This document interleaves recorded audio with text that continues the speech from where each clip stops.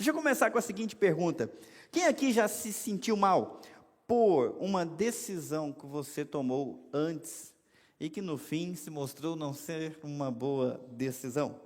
Quem aqui já sentiu aquilo? Poxa, eu não deveria ter escolhido fazer isso. Ou então você pensa, eu deveria ter escolhido fazer aquilo.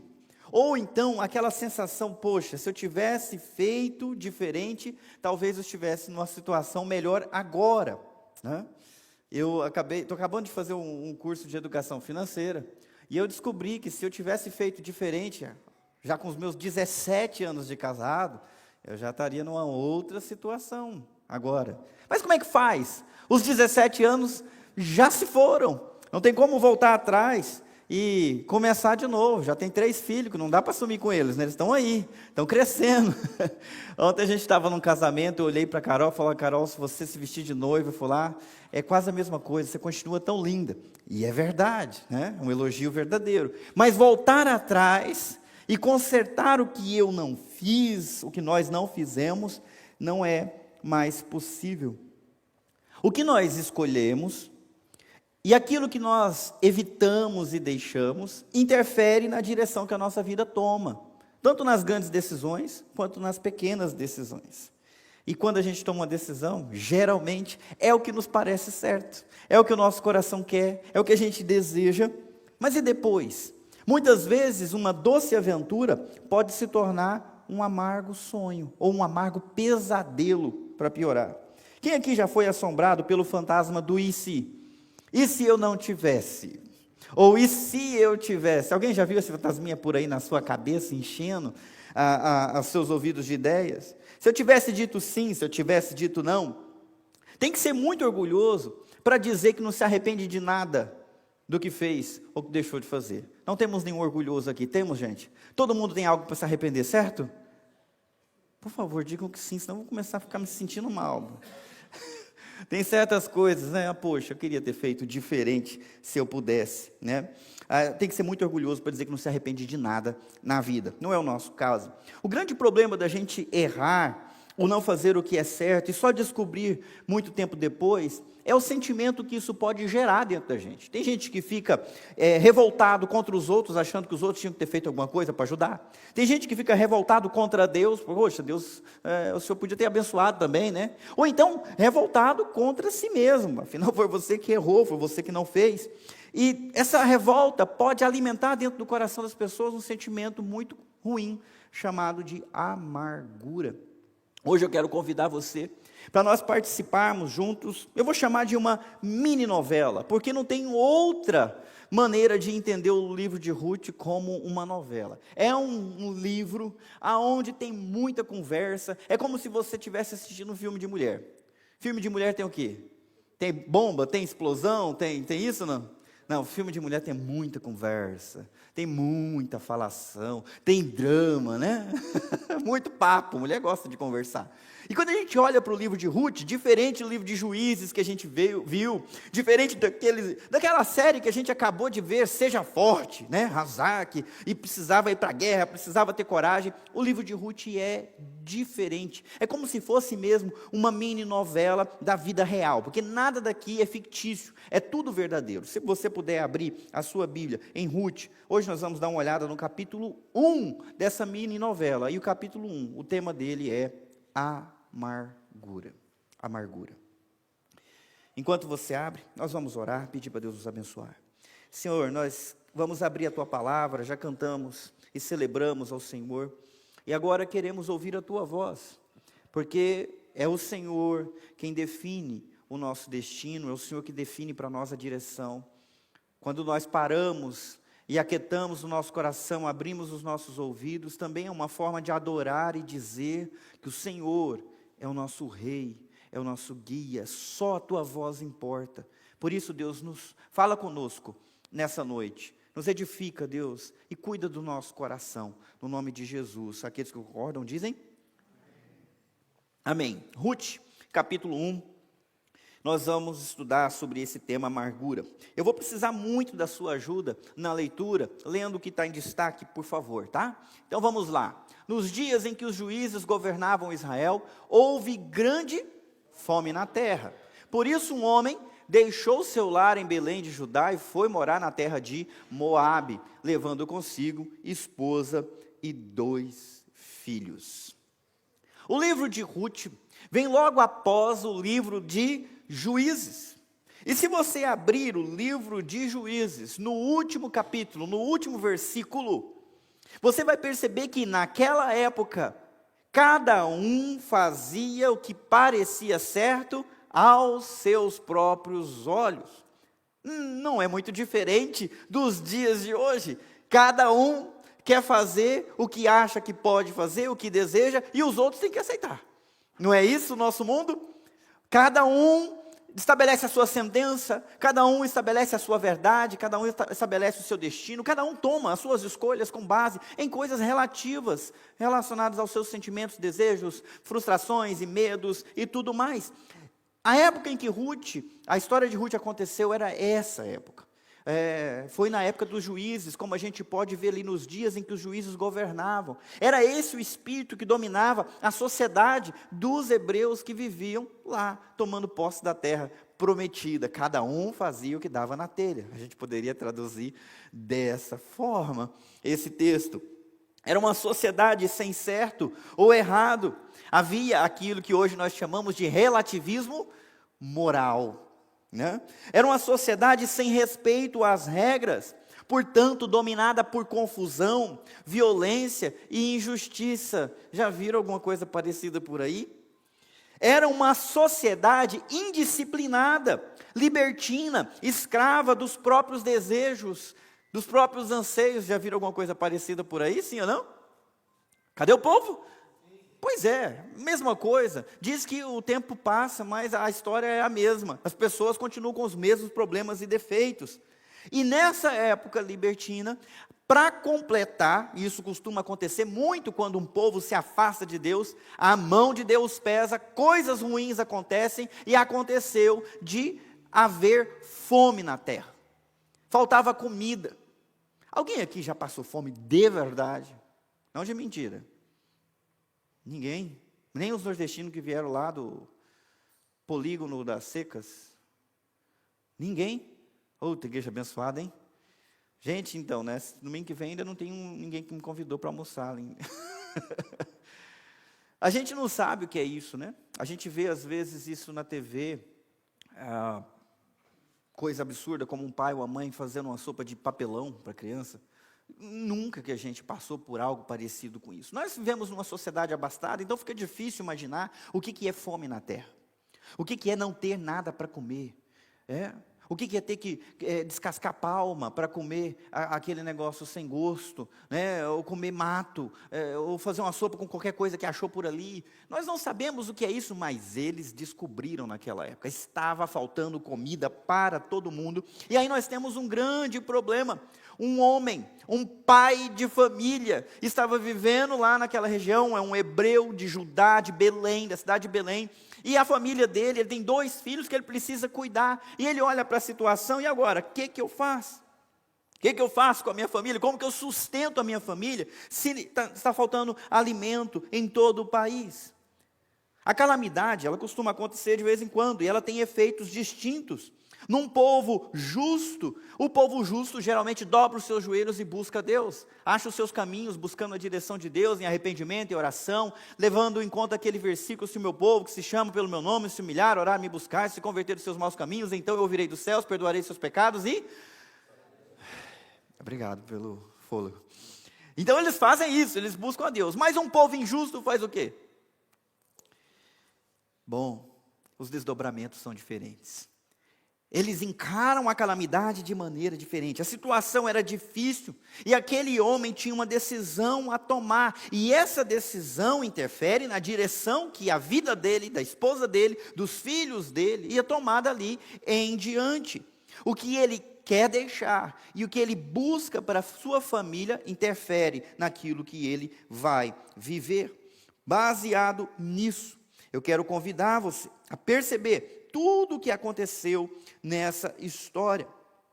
E a primeira lição que eu quero que você guarde no seu coração é: mesmo em tempos de calamidade, evite o que parece bom, mas te afasta de Deus.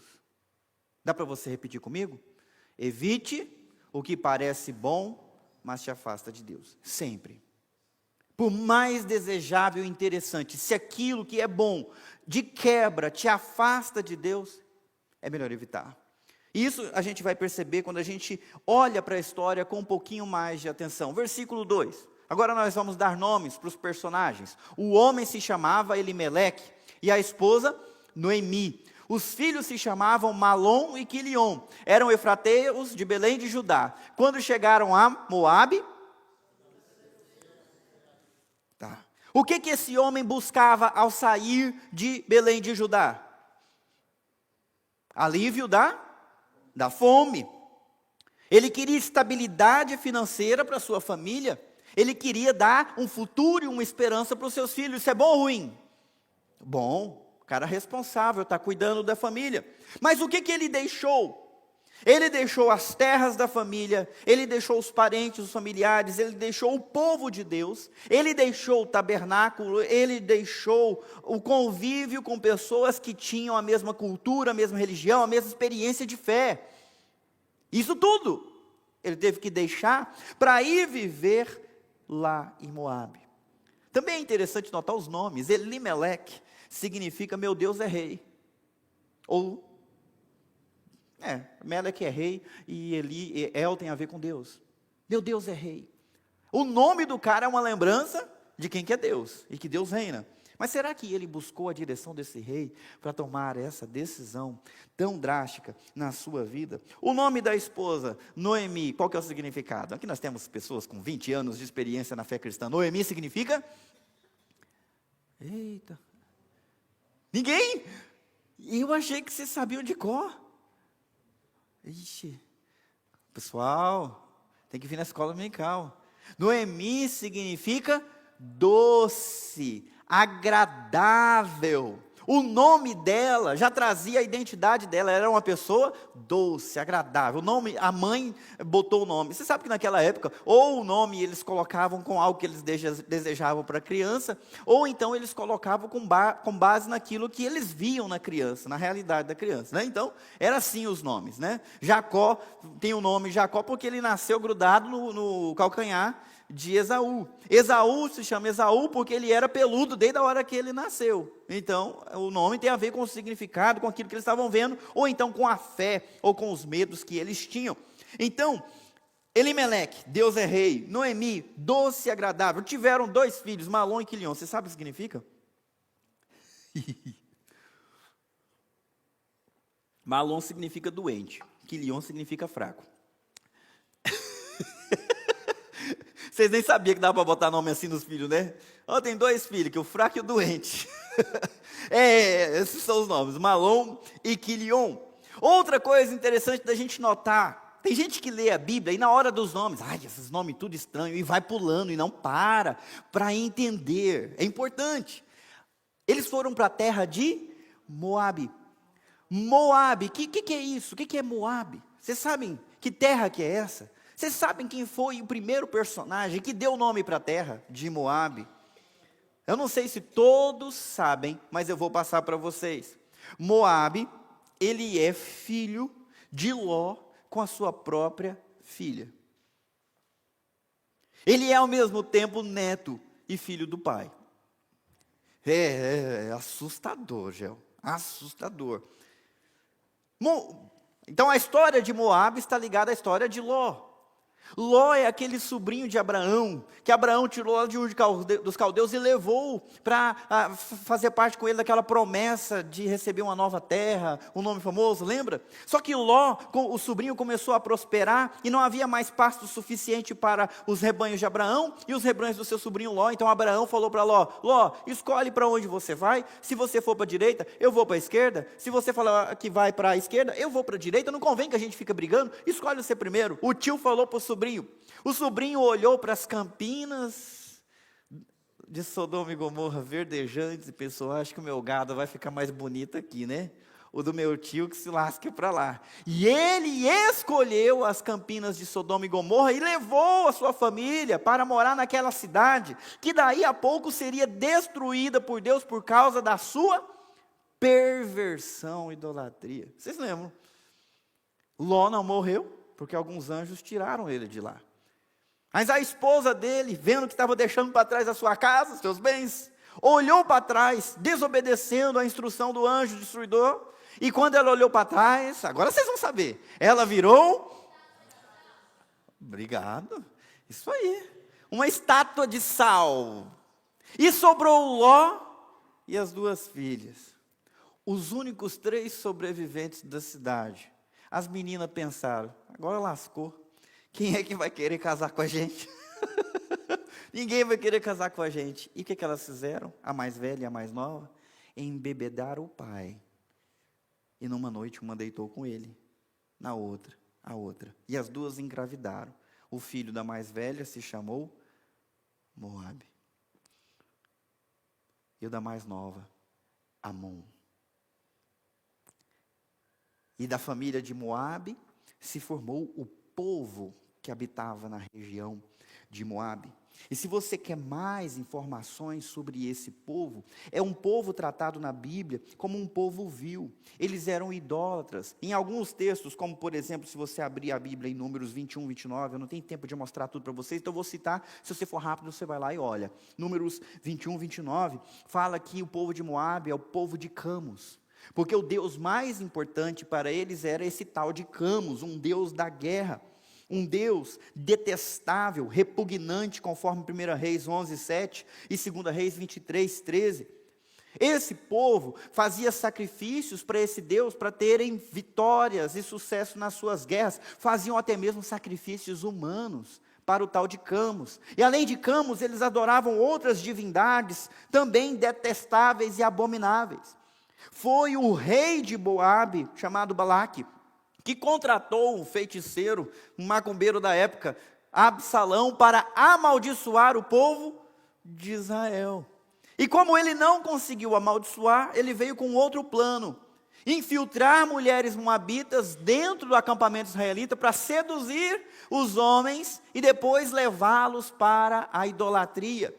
Pelo jeito, essas mulheres tinham um tempero muito interessante, porque os caras ficaram loucos com elas. E começaram a pegar as mulheres moabitas e levar para dentro do acampamento. Esse episódio está lá em Números. Eu não vou lembrar aqui o texto certinho, deve aparecer daqui a pouco. Mas é conhecido como Baal Peor. Daqui a pouquinho eu vou mostrar para vocês. Contra a vontade de Deus, Deus não queria que o povo de Israel se relacionasse com o povo de Moabe. Mas é para lá que Elimeleque vai. É para lá que ele foge. Um povo que não fazia parte do povo de Deus. Só que chegando na terra de Moabe, vamos lá, Elimeleque morreu e Noemi ficou com os 2 filhos. Eles se casaram com... Epa! O que as mulheres moabitas causaram para os israelitas lá atrás? Perversão, idolatria, a ira de Deus desceu sobre eles, 24.000 foram mortos no mesmo dia. E agora eles estão casados, eles conheciam a história, estão casados com 2 mulheres moabitas. Continuando, que se chamavam Ruth e Orfa. Cerca de 10 anos depois, Malom e Quilion também morreram. Noemi ficou sozinha, seus 2 filhos e seu marido. Antes de continuar o texto, eu queria dizer para qualquer pessoa que esteja solteira por aí, eu pensando, né, é novinho, pensando, será que alguém um dia vai querer casar comigo? Olha, se o Malom e o Quilion casaram, se o fraco e o doente conseguirem encontrar alguém, fica tranquilo. Você também consegue, ok? Isso, a Grazi, Grazi. Está saindo melhor que a encomenda. Todo mundo consegue. Então, se o fraco e o doente casaram, qualquer um casa.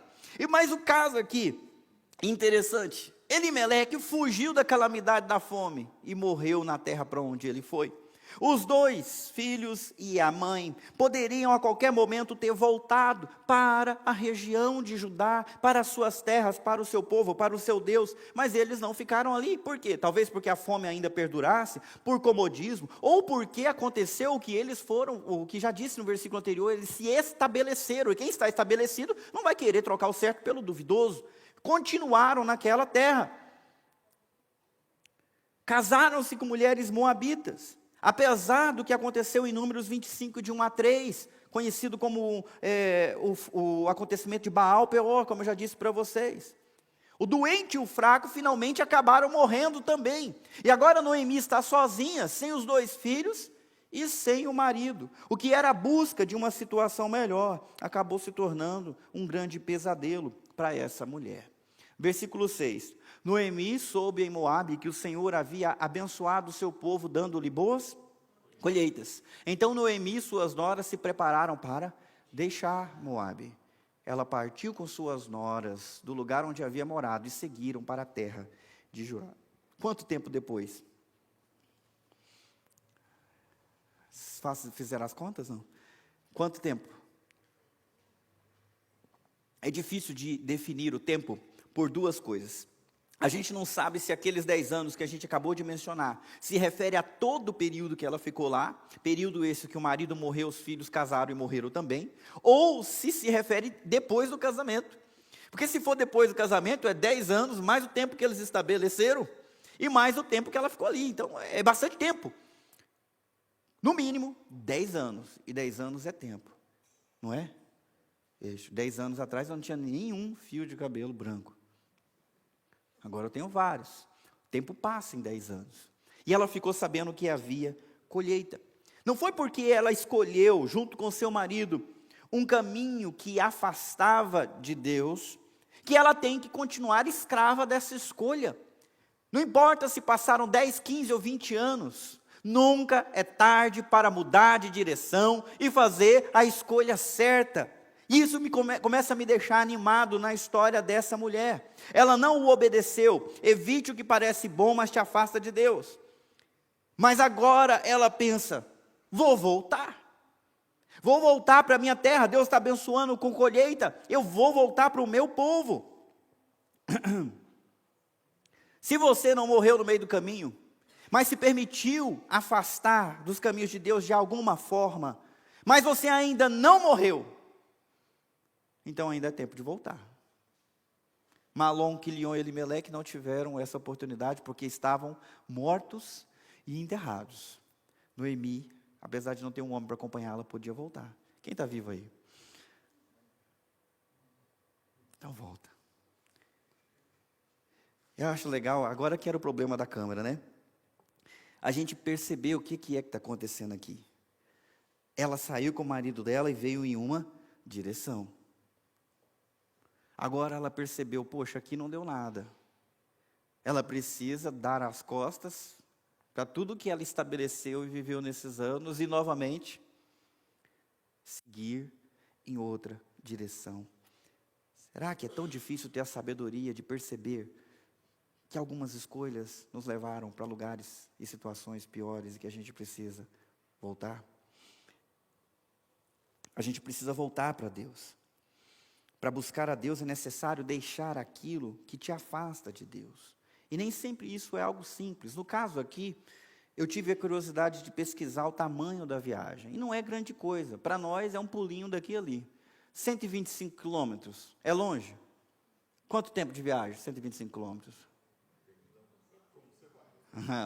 Eu queria que você desse a resposta fácil. Vai lá, a tia Rô anda muito de carro para lá e para cá. Quanto que é? 125 quilômetros. Hã?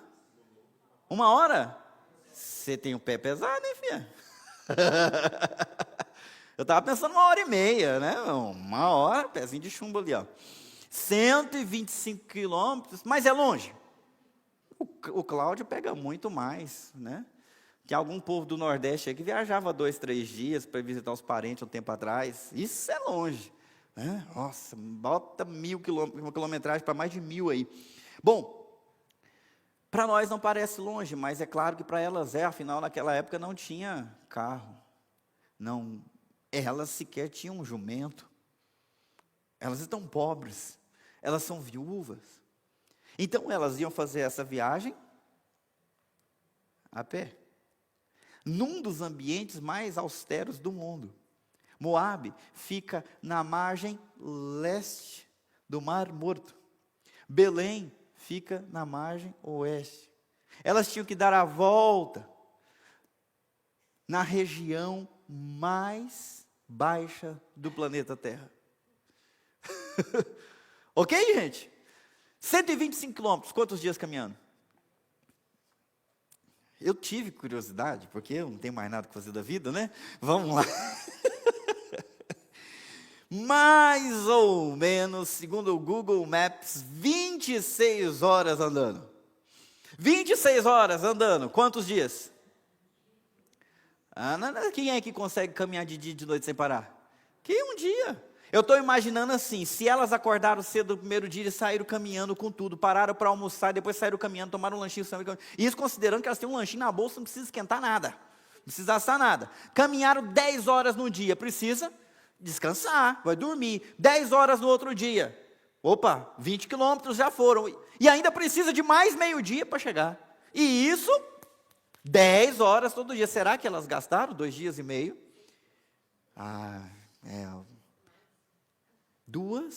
Três mulheres. Dá para imaginar os perigos dessa viagem? Todo o drama envolvido com essa viagem. E Noemi pensou, eu vou voltar. E as noras foram com ela encarar essa viagem. A certa altura, porém, Noemi disse às noras, voltem para a casa de suas mães, que o Senhor as recompense pelo amor que demonstraram por seus maridos e por mim. Voltem. Continuando. Que o Senhor as abençoe com a segurança de um novo casamento.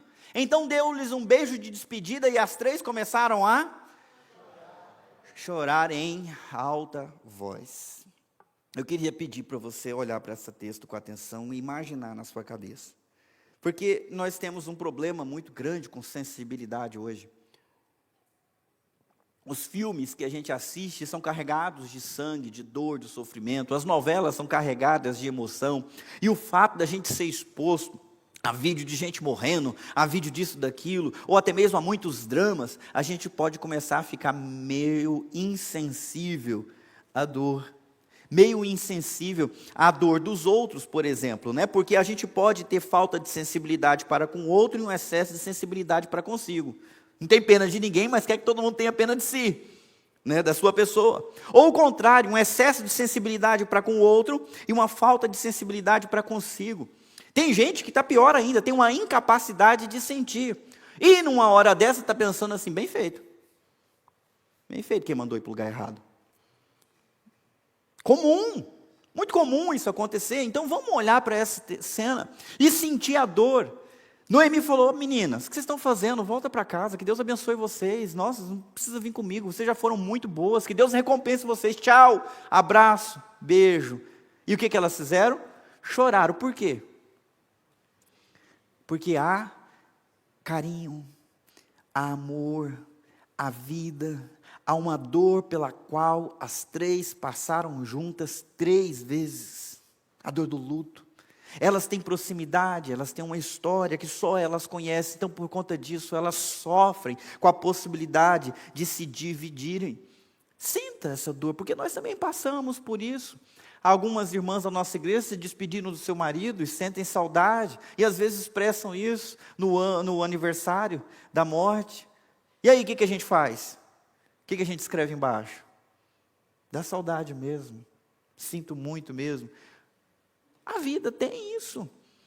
A morte nos visita, a dor nos visita, e nós precisamos saber sentir essa dor, e saber que ela existe, como está ali. A Bíblia não escondeu que essas mulheres choraram em alta voz. Há um drama, há emoção envolvido aqui.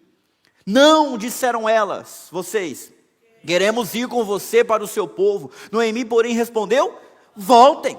Minhas filhas, por que vocês viriam comigo? Acaso eu ainda poderia dar à luz outros filhos que cresceriam e se tornariam seus maridos?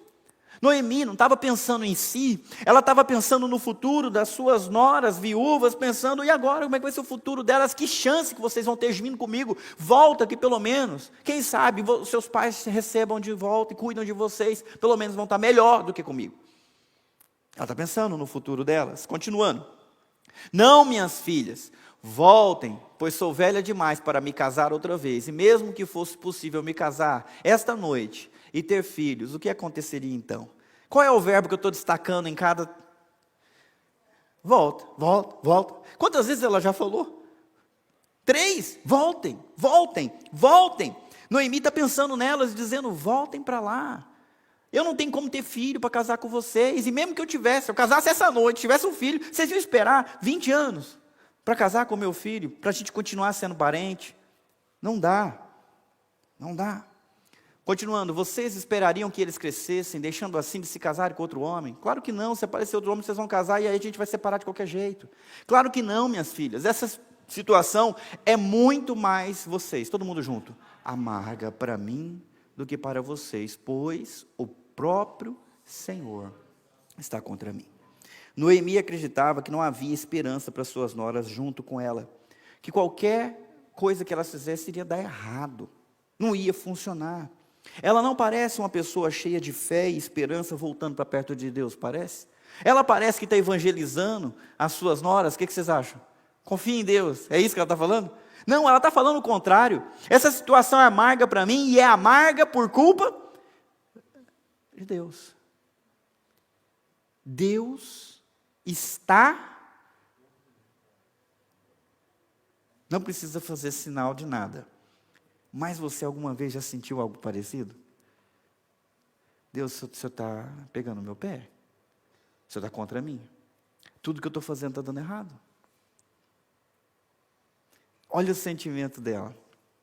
Que situação. Deixa eu me estrepar sozinha. Que Deus abençoe vocês no caminho de vocês. A minha situação é amarga. Como é que era o nome dela? Noemi, que significa doce, agradável. Não amarga, que é desagradável. Vamos continuar. Então, de novo. Não parece uma novela? Homens, não parece uma novela? São 4 capítulos, é uma novela. É uma mini novela da vida real. Então choraram juntas mais uma vez. Órfã, de novo. De novo, de sua sogra com um beijo. De novo, outro beijo. Mas Ruth se apegou firmemente a Noemi. Olhe, sua cunhada voltou para o povo e para os deuses dela. Disse Noemi a Ruth: você deveria fazer o mesmo. Já é a 4ª vez que ela fala para essas noras, agora para Ruth especificamente. Volta. Parece que ela não quer mesmo que a menina vai. Volta, volta. Orfa voltou para a sua vida, para o passado, para o povo e para os seus deuses. Mas Ruth fez uma escolha diferente. Ela se apegou firmemente a Noemi. Noemi aqui não é uma boa evangelista. Ela está incentivando a sua nora a voltar para os deuses falsos dela, para Camus. Volta para o seu povo, volta para o seu Deus. Mesmo assim, Ruth insiste em ficar com Noemi, decide deixar sua vida, o seu passado, o seu povo e os seus deuses. Isso nos leva ao segundo ponto dessa mensagem. A primeira, que nós vimos há pouco tempo, foi o que mesmo? Mesmo que algo pareça bom, mas se afasta de Deus, você deve evitar. Agora, segunda lição, deixe o que tiver que deixar para trás, para estar com Deus. Eu vou repetir. Deixe o que você tiver que deixar para estar com Deus. É uma barganha muito boa. Você vai sair no lucro. Ruth é um exemplo. Enquanto Orfa voltou para o seu povo, para o seu Deus, Ruth deixou para trás sua história, seu passado, sua casa, sua família e os seus deuses, para ir com Noemi. Vamos continuar. Ruth respondeu: não insista comigo para... A sua vida se define por aquilo que você deixa e por aquilo que você busca. Não insista comigo para deixá-la e voltar. Aonde você for... Pessoal, agora onde está grifado tem que ser com força e com vontade, porque essa mulher é resoluta. Vocês estão fazendo a voz dela agora, tá bom? Não insista comigo para deixá-la e voltar. Aonde você for, onde você for viver, lá viverei. Seu povo será o meu povo e... Essa aqui está mais crente do que a Noemi. Não insista comigo. Eu já tomei a minha decisão. Não exista nada que você possa fazer para me fazer mudar de ideia. Eu vou contigo aonde você for. Eu vou viver aonde você viver. O seu Deus de agora em diante é o meu Deus. Eu estou abrindo mão dos meus para ficar com o teu Deus. Ela é uma pessoa de fé. Continuando, onde você morrer, ali morrerei e serei sepultada. Que o Senhor me castigue severamente se eu permitir que qualquer coisa, a não ser a morte, nos separe. Ruth já tem um novo Deus, a quem ela teme e a quem ela respeita. E ela está mostrando que certos compromissos, especialmente aqueles que a gente assume com Deus, eles devem ser honrados até a morte. Eu vou contigo, e nada, que Deus me castigue se qualquer outra coisa me separe de você, a não ser a morte. Cadê o casado? Cadê os casados? 2 aninhos já, né, Deus? Como é que foi o voto? Eu prometo amar, servir, cuidar, na alegria, na desventura, até que a morte nos separe. Foi um compromisso assumido diante de Deus. E aqui nós estamos vendo uma mulher assumindo um compromisso com a sua sogra, mas um compromisso assumido diante de Deus, só a morte. Eu vou levar essa resolução, custe o que custar. Você entende a profundidade disso, meus irmãos? Deixa eu mexer com o brio de vocês. Pelo que eu estou vendo aqui, todos que estão aqui se comprometeram com Cristo através do batismo e da profissão de fé, dizendo: desse momento em diante eu morri para mim e eu vou viver para Cristo. Nada vai me separar dele. Eu vou amar, eu vou servir, eu vou ser um discípulo de Jesus todos os dias da minha vida, até a morte. Quando a gente faz esse tipo de compromisso, a gente não tem nem como imaginar o que nos espera adiante. Ruth sabe o que vai acontecer? Não sabe. E é por isso que ela faz um voto. É por isso que ela assume um compromisso diante de Deus. Você sabe o que vai acontecer no futuro? Se o Brasil vai prosperar ou vai passar por uma calamidade? Se nós teremos paz ou se nós teremos guerra? Se nós teremos saúde, se teremos praga? Se teremos comida? Ou se teremos escassez? Independente do que aconteça, assuma hoje um compromisso de deixar para trás tudo o que te impede de estar com Deus, previamente. Que nada te separe desse compromisso, que nada te separe do compromisso que você assumiu com a igreja, que nada te separe do compromisso que você assumiu como pai, como mãe, que nada te separe do compromisso que você assumiu com o seu marido, com sua esposa.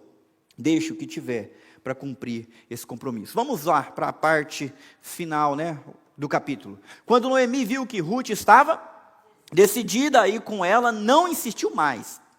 Então as duas seguiram viagem. Quando chegaram a Belém, toda a cidade se agitou por causa delas. Será que é mesmo Noemi? As pessoas perguntavam ali as mulheres. Continuando. Não me chamem de Noemi, respondeu ela. Chamem-me de Mara, pois o Todo-Poderoso tornou minha vida muito amarga. Cheia eu parti, mas o Senhor me trouxe de volta vazia. Por que me chamar de Noemi, se o Senhor me fez sofrer e o Todo-Poderoso trouxe calamidade sobre mim? É interessante prestar atenção na declaração de fé de Noemi. Ao trocar o seu nome, ela está dizendo: minha vida não é doce, minha vida é amarga. Então o meu nome não é mais Noemi, o meu nome é Mara, que significa amarga, amargura. Foi o Deus Todo-Poderoso que fez isso comigo. Ele tirou tudo que eu tinha. Ele não gosta de mim, pois só me traz sofrimento e, qual que é o outro termo, gente? Calamidade.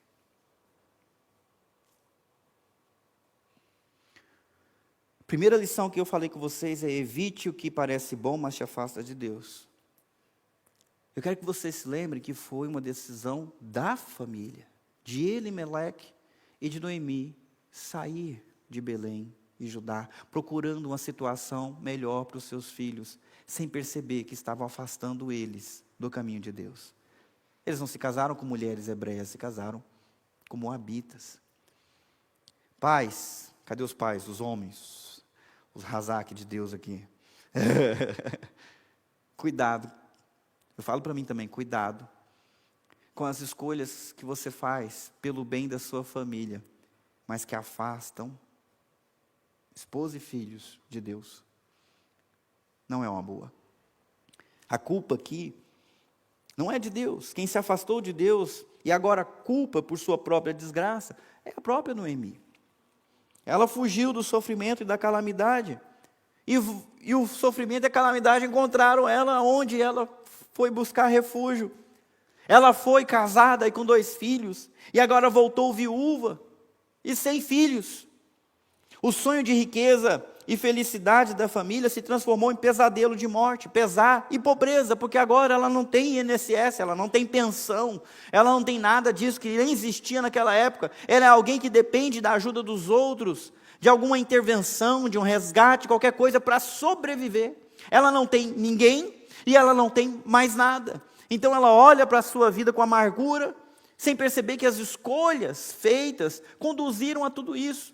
E a situação dela é tão amarga que parece que não tem solução.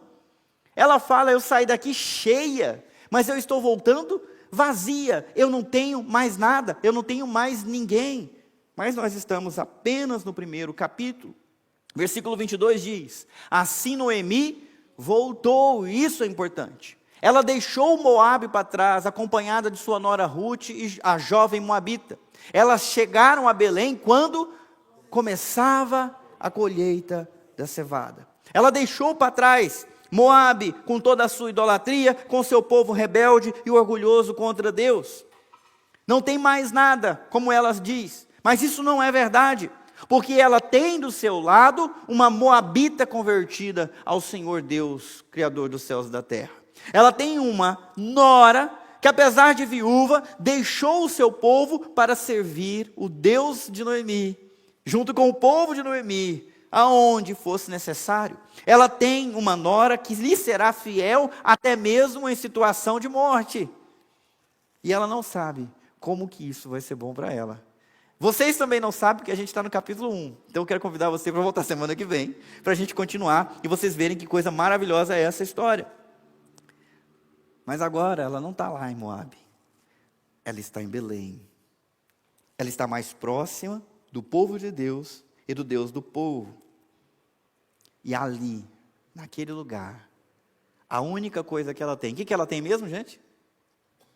Uma nora. A outra foi embora. Tudo que ela tem é uma nora. E eu vou dizer para vocês, só adiantando um pouquinho, é tudo que Deus precisa para mudar toda a história. O que ela tem é o que Deus precisa para mudar toda a história. E antes da gente terminar, eu queria que você prestasse atenção em um detalhe aqui. Dentre todas as possibilidades, elas chegaram exatamente quando? Dentre todos os meses do ano e todas as estações, elas chegaram exatamente no começo da colheita de cevada.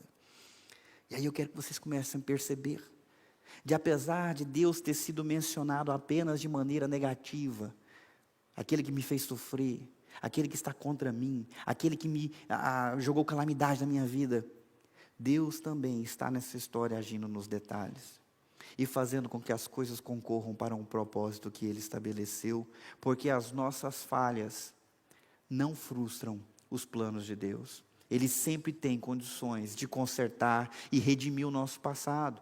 Então, se você fez decisões erradas que te levaram para distante de Deus, e hoje a sua relação com Deus não é tão próxima como costumava ser, e você sabe que caminhou e foi longe, dá até desânimo de voltar, porque é como se tivesse que encarar 125 quilômetros a pé. Coloca um pé atrás do outro e volta. Para você experimentar a graça de Deus na sua vida. Deus também não desistiu de você.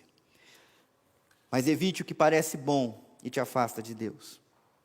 Essas coisas podem ser coisas grandes, como a carreira. Muitas vezes escolher a melhor carreira significa abrir mão da melhor fé, da comunhão com a igreja.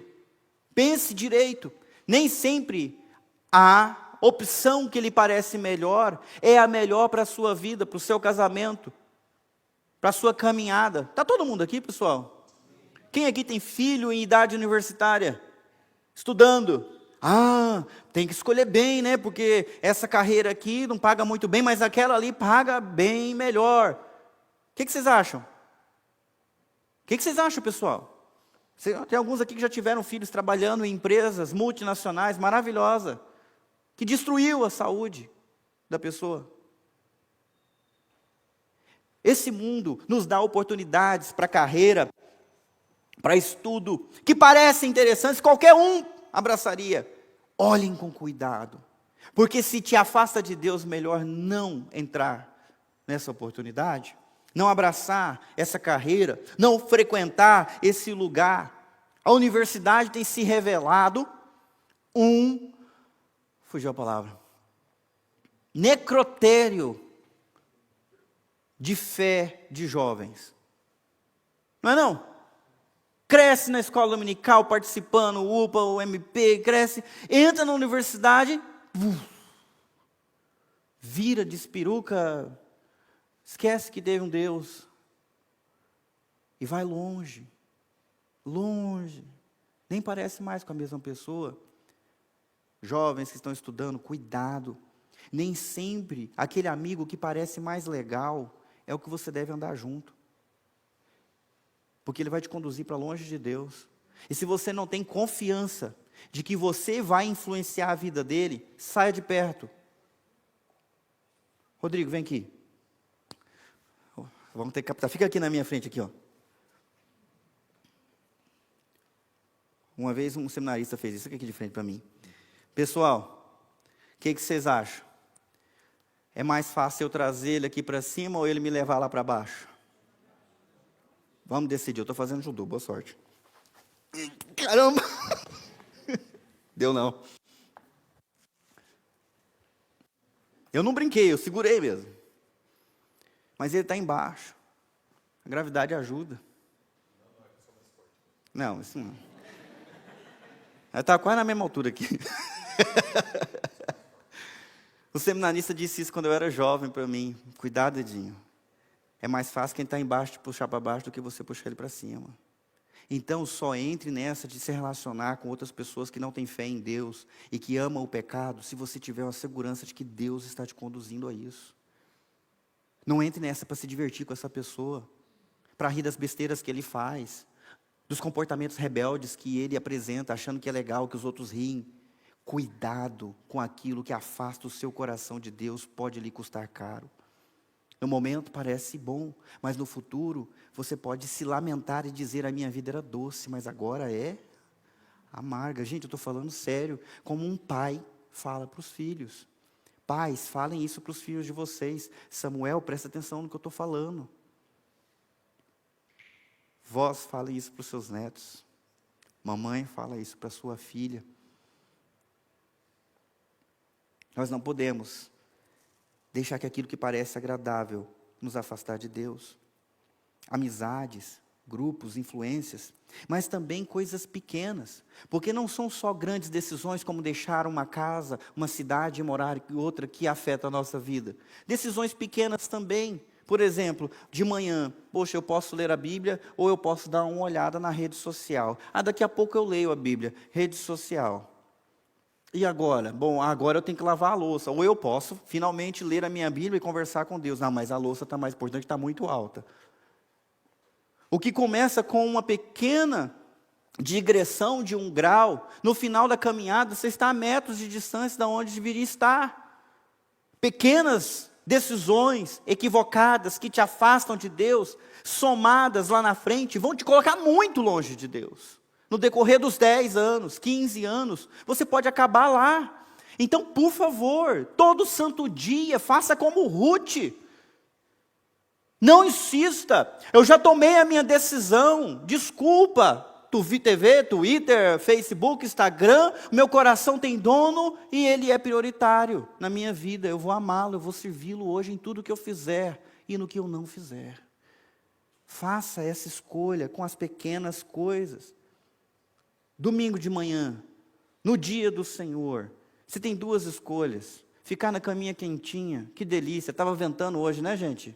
Ou levantar e vir para a igreja, aprender a palavra do Senhor, trazer os seus filhos. E aí, preguiça ou fidelidade? Ah, pastor, mas hoje era dia dos pais. Você não esqueceu do seu pai, não? O do alto? Desculpa, gente. Falar bravo assim com vocês, mas é com amor, tá? A gente homenageia o pai daqui da terra e o pai do céu. Quem lembrou dele hoje? Obrigado, meu pai. Feliz dia dos pais. Pai eterno. Pai de amor. E honrar a Deus não apenas com as palavras, mas com as atitudes, né, mano? Na escola dominical a gente estava conversando sobre isso. Eu tô nem aí com o tempo mais também. Fui lavar o carro que já não estava dando mais, gente. Era uma questão de fidelidade a Deus lavar aquele carro, eu juro para vocês. Desci lá para baixo, né? Tô lá, o Levi me ajudou um pouquinho, depois ele sumiu, daqui a pouco me desce a Clara, de pijama mesmo. E me pai, eu posso te ajudar? Pode, filha, toma aqui um paninho, eu vou fazendo isso, eu vou fazendo aquilo. Me ajudou, opa. Daqui a pouco, pai, eu vou lá trocar de roupa. Só esquentar, né, debaixo do sol. Vou lá trocar de roupa. Vai lá, filha, troca o pijama, coloca a roupa. Subiu. Daqui a pouco essa menina volta com a roupa trocada, uma garrafinha de água para mim e uns biscoitinhos para ela, um pãozinho. Aliás, um pãozinho com Nutella para ela, né? Claro, era geração Nutella. E uns biscoitinhos de maisena para mim. Pai, eu trouxe água para você, o sol está quente. Eu trouxe também um lanchinho, não sei se o senhor está com fome. Quem pediu? Ninguém pediu. Mas ela fez aquilo porque ela ama o pai. O pai está lá trabalhando, eu vou fazer um agrado para ele. Como é que eu me senti, meus irmãos? Eu gosto de ouvir ela falando, papai, eu te amo. Mas aquilo que ela fez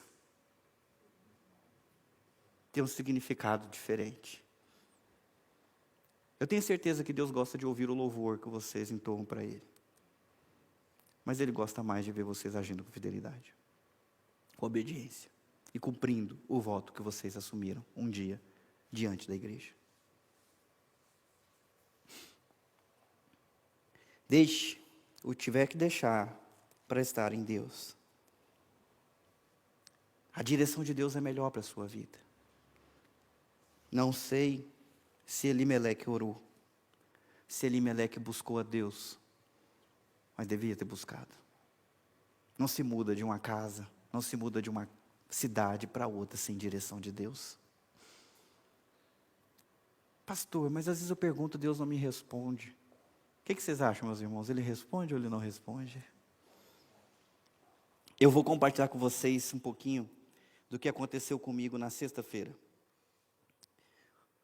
Por favor, eu peço descrição, coisa pessoal minha. Meu momento devocional com Deus, eu escrevo as coisas que eu estou sentindo, tá bom? Então, do mesmo jeito que elas choraram naquele drama, agora é o meu drama, tá bom? Ouçam como é que posso dizer? Com reverência. É algo muito pessoal. Meu e Deus, eu vou compartilhar parte do que eu escrevi. Primeiro eu escrevo, esvazio meu coração, e depois eu leio o texto bíblico. Eu escrevi assim: estou muito distraído, minha energia está vazando.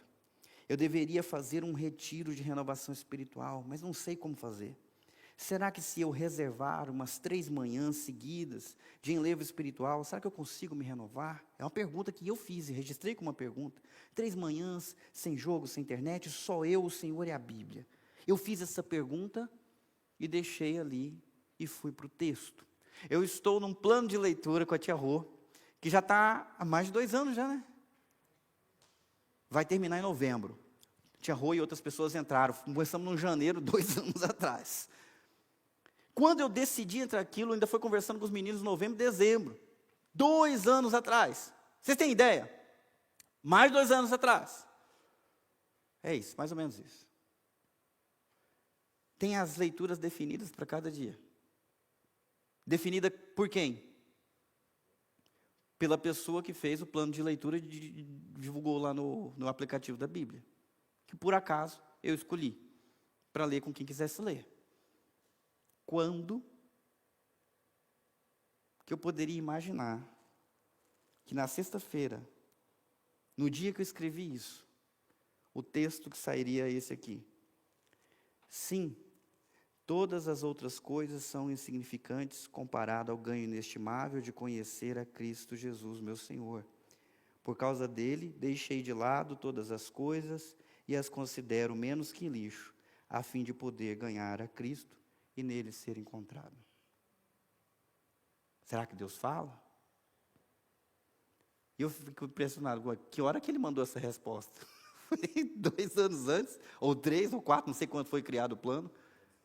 Ele sabia quando eu estaria com aquele drama, pensando, será que eu reservo? Será que funciona, Deus? Será que isso vai ser certo? E confirmando que Ele conhecia a necessidade do meu coração, da minha vida. E será que Ele me ama mais do que ama vocês, meus irmãos? Tenho certeza que não. Ele nos ama da mesma maneira, pagou o mesmo preço por mim e por você. Então, mais uma vez, eu quero insistir, evite o que parece bom, mas te afasta de Deus. Por outro lado, deixe o que tiver que deixar para estar com Deus. Não tema, faça isso. Vamos orar. Senhor Deus, eu quero te agradecer, ó Pai, por esse texto bíblico, por essa história tão rica e tão maravilhosa. Todos nós, ó Deus, temos uma tendência de nos afastar do Senhor, de esfriar a nossa fé, de fazer escolhas alheias àquelas que nos aproximam do Senhor e nos envolvermos em tantas outras coisas que nos levam a lugar nenhum ou com certeza para longe de Ti.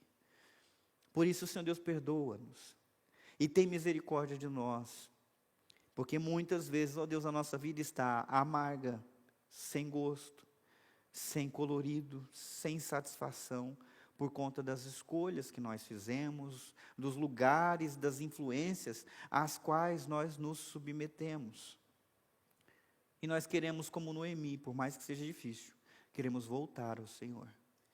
Nos ajuda, Senhor, a fazer toda a jornada de volta. Por mais difícil que seja, nós queremos ter a determinação de Ruth. Nós queremos ter esse compromisso, esse voto levado a sério, mesmo até a morte. Eu preciso da Tua graça, eu sei que os meus irmãos também, por isso, Pai, nos abençoa nessa noite.